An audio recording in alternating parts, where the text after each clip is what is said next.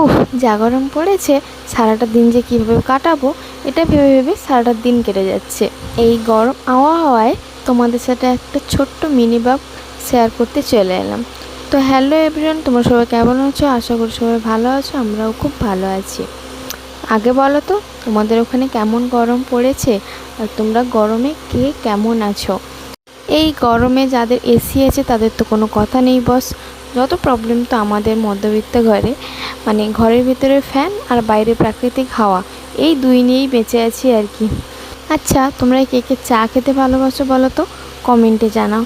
আমি কিন্তু চা খেতে এতটাও ভালোবাসি না, কিন্তু আজকে যে কী ইচ্ছে হলো দুধ চা খাওয়ার, তাই সকাল সকাল মানে সবজি কেটে মাকে দিয়ে দিয়েছি, মা রান্না করছে আর আমি এদিকে চলে এসেছি একটু দুধ চা করতে।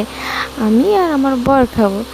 তো আজকে আমাদের জলখাবারের মেনু ছিল চা, তার সাথে একটু মুড়ি। আর তারপরে আমি খাওয়া দাওয়া করে আমার ছেলেকেও খাইয়ে নিয়েছি।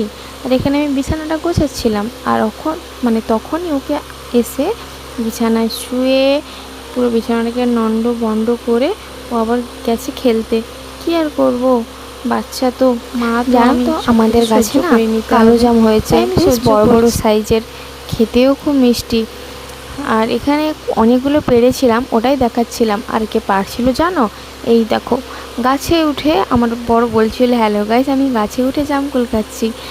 তো যারা গাছে উঠতে পারে তারা। তারপরে আমার ছেলেকে চান টান করিয়ে ওকে খাওয়াতে খাইয়ে 1:30টার সময় আমি গেছি জামা কাপড় মেলতে। তার মানে ভাবো যে কতটা গরম। চান টান করে ছাদে গেছি। যাই হোক, ভিডিওটা আজকের এই পর্যন্ত। ভালো লাগলে লাইক কমেন্ট শেয়ার করে দিও। টাটা।